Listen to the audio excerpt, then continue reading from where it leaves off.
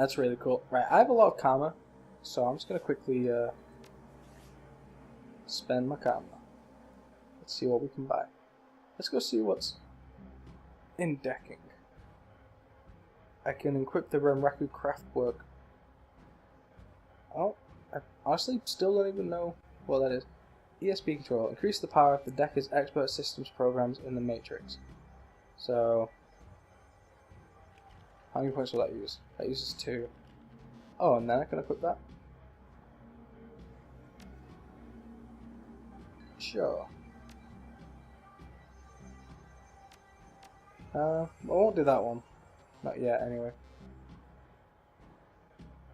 But let's see. Right now I'm using a rifle. Would be worth possibly.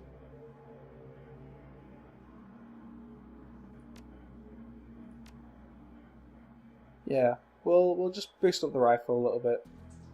Give ourselves a bit more power. Let's talk to the barmaid looking for Coyote. Cherry Bomb. The bartender is striking elf sporting a perfectly toned body, perfectly pouty lips, and perfectly tapered ears. Her eyes harmonize Save Me and Take Me in equal measure, hitting just the right notes for the maximum interaction of lips. Hey there, I haven't seen you here before. What can I get you? Something dirty in a clean glass. How about a date? From the looks of this place, I can probably get anything I want. I found a bar tab with Coyote's name on it. Is she here? No, I think she's away on business. Business, hmm? Is she a shaman with a name like Coyote? No. She shot a coyote once, thinking it was a shaman who double-crossed her. We've been calling her Coyote ever since. She's been missing since yesterday. Some people think the Ripper got her, but I know her. Coyote can take care of herself. Oh. Gecko chain. Cherry, you have to listen to me. If you stick around here, you could end up dead or worse. The Ripper is out there, and he's real. The last killing happened just down the block. And how's Coyote missing? They'll probably find her tomorrow in a dumpster without a head. Come on, Cherry Bomb, think. I think plenty, Shane. I'm getting a PH freaking D from UW in neuroprosthetics, studying under Ojamans. And how am I paying for it? Bartending. Tips. There are faster ways for a Baron's girl to end up kind of a scratch, but I'm not taking them. What do you want from me? So what do you want from me? I want what you want. A better life. A better world for everyone. The Universal Brotherhood can give you that.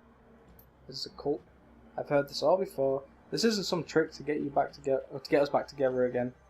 There's no again, but I just said it anyway. Things are different now. I'm different now. The Brotherhood. Her face is hard, armoured in lipstick, and low expectations. The Universal Brotherhood is for other people, Shane. Rich Bellevue types who can afford their membership fees and voluntary donations. This isn't about money. It's about binding the world together in brotherhood. Come with me, attend a discovery meeting, get to the core of who you are. I heard Lynn Telestrian. Oh, I said that right. Give a talk last night called The New Family of the Sixth World. I've got a family right here, Shane. They're drunks and lowlifes and whores, and I'd choose them over any type of your Brotherhood members. Now, Buzz, I need to get back to work. With body language that leaves no question that the conversation is over, Cherry Bomb turns her back to him. Oh, she ran off. Sorry, I got interrupted. I heard. He's got the strength of the righteous, doesn't he? Boyfriend find religion? Sorry you had to go through that. Sounds like you've got big plans for yourself. That'd be nice. Yeah, I do. Can't stay here forever. You've got a look that says you're not from here. You've got a look that says you're not just here for the entertainment. Are you a badge? Just go nope. I didn't think so. You look like a runner to me. We're trained to spot up runs the minute he walks in here. Something I can help you with? I have a few questions. Ask away. Ever heard the name Sam Watts? She nods. Sam was a regular customer and a regular pain in the ass for a long time, for as long as I've been here. Talked a big game, but he was always broke. As soon as he got any money in his pocket, it went straight to his head. Chips, drugs, or booze. Coyote had a soft spot for him, though. Did you see Sam the night he died? No, that was Coyote's shift. Who runs this place? That'd be Mrs. Kubota. She's in the back room. You can't miss her. Wiz, thanks for the intel. I appreciate the help. Gutter punks have to stick together. Talk to you later. Back room, I guess, is up there.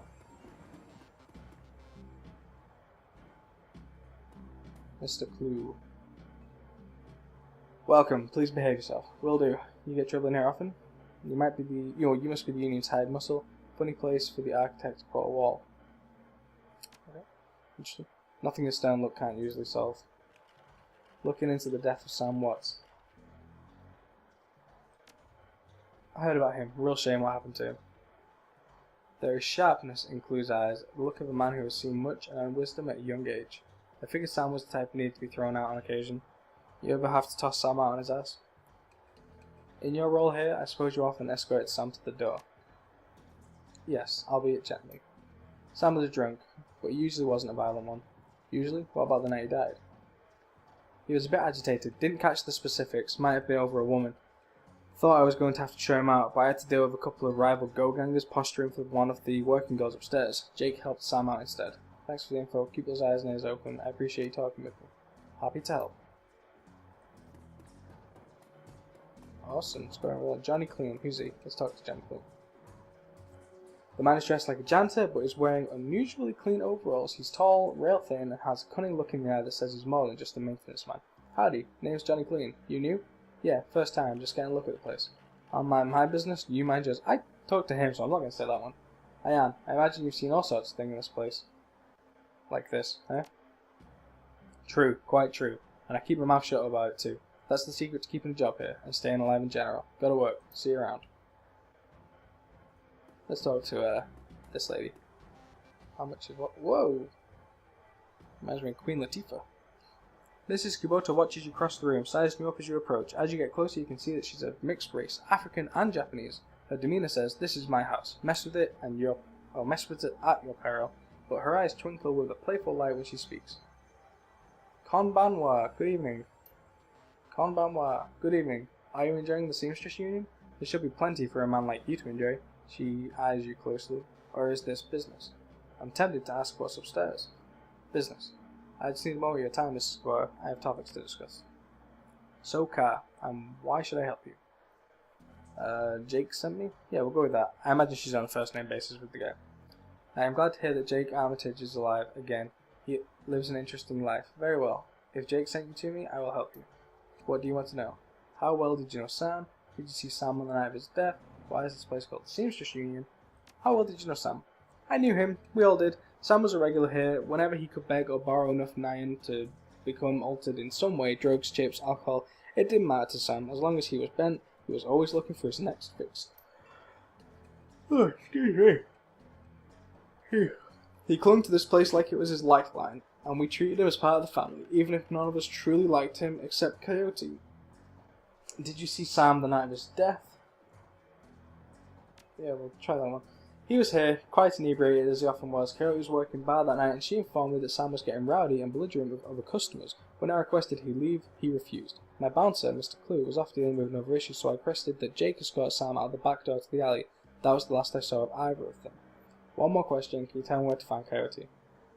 Her face darkens. Would that I could. I've not seen her in 2 days.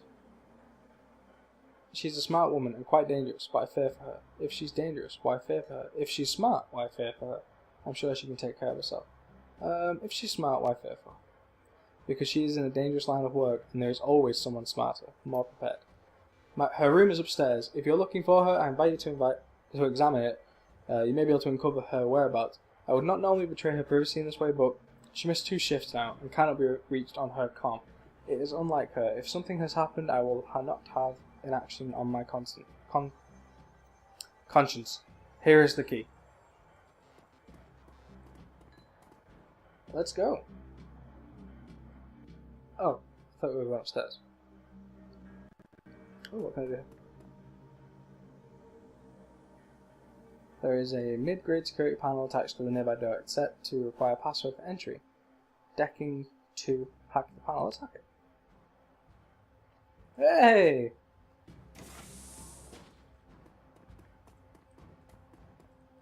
Oh, that's pretty useful. The stuffed bear seems to be hiding something. Nitro. The guy was selling nitro, wasn't he? Can we go in there? No? Which ones were open? Why are you over there? That's weird.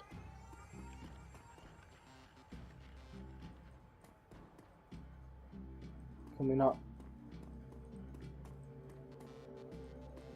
Okay. Can we go in these rooms?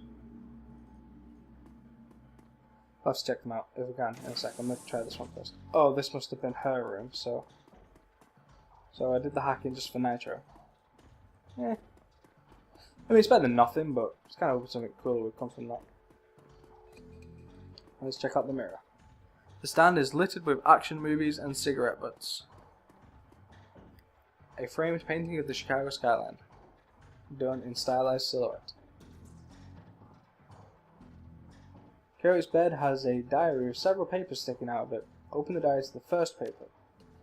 There's a receipt stuck between the pages and a dirty entry. A diary entry. Dirty entry. Read the diary entry. I came back from my shift to find 4 of Paco's goons sleeping on our apartment floor. It's getting fragging ridiculous. I want to be with him, with the real Paco, but this cutter direct keeps messing everything up. I love him, but he's totally different with the gang. It's how I make cash, baby, he always says. I try to tell him it doesn't need cash. I can support us both with what I make at the Seamstress Union, but he still goes out on these runs. With these bozos all over my floor, I feel like he's just seeing how far he can push me before I will kick him out. I try to be patient, but why does it have to be all one way? As soon as the last quarter was out the door, I lost it. I told him if he ever pulled Drek like that again, he would be sleeping in the alley. Of course he's begged and pleaded with me, telling me it wouldn't happen again. I don't want to deal with this anymore, but I don't want him to leave.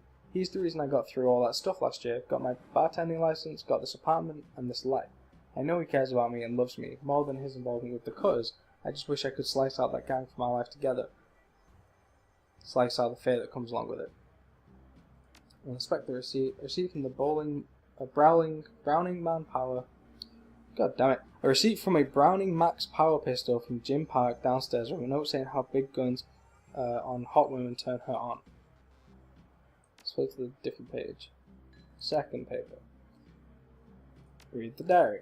Sometimes it seems like Paco reads my mind, or my diary. Maybe he does the latter. I wouldn't be surprised. Hi, Paco.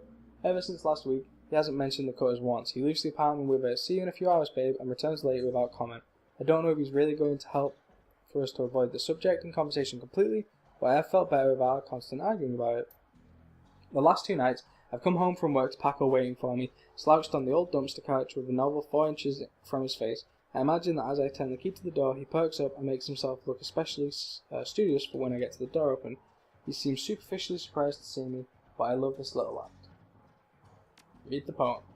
Let's just say that Paco should stick to guns and motorcycles and leave the poetry to others. Third page. There is a receipt and an old photograph stuck between the pages. Look at the picture. This picture shows a young girl with caramel skin and dark brown hair. She has a snake wrapped around her arm, yet she is smiling. The back of the photograph has shadow scrawled onto it. Inspect the receipt. ACOD received special order 5 pounds of zebra meat from Maury's Meat Emporium located near Pike Place Market. That's weird. I just need to take a drink. Another. A receipt for a wall safe. Installed near the bathroom door, set to a combination of 342436. 342436. 342436. The safe beeps cheerfully in response and the door comes open. Let's see what's in there. Fischetti frag grenade. Send this item to your stash. Is that because we've got a full... Sure. We'll keep that. Why not? And here we have a PC. Coyote's computer is ancient, probably fished out of a junkyard. It doesn't even have a data jack, and the cracked display is covered with fingerprints. Tapping the keyboard causes the dust-cracked fans to spin up, only to display on screen. Password? Without a password, the only other button on screen is a password recovery option. Select password recovery or run a brute force password to crack. Crack easily unhashes the password. Trust no one, and you are transferred to the desktop. The computer has a basic list of applications. Calendar, contacts, and access history. Let's check calendar, see what she's supposed to be doing. 3 days ago, meet with Delilah about gig. Today, meet Paco for date at Pike Place Market, due in 30 minutes. Contact. Coyote's contact list has exactly 1 entry, someone named Paco. There is no comlink number or other contact information for him available. This does not seem very useful list of contacts. And access history. A quick scan of her recent searches shows that Coyote has been reading a great deal about hellhounds. It also suggests more than a casual interest in vintage action figures. So, we should probably go to the, looks like Coyote keeps her clothes in boxes on the floor. We should probably try and go to the Pike Place Market. Because if Paco's there, trying to meet her.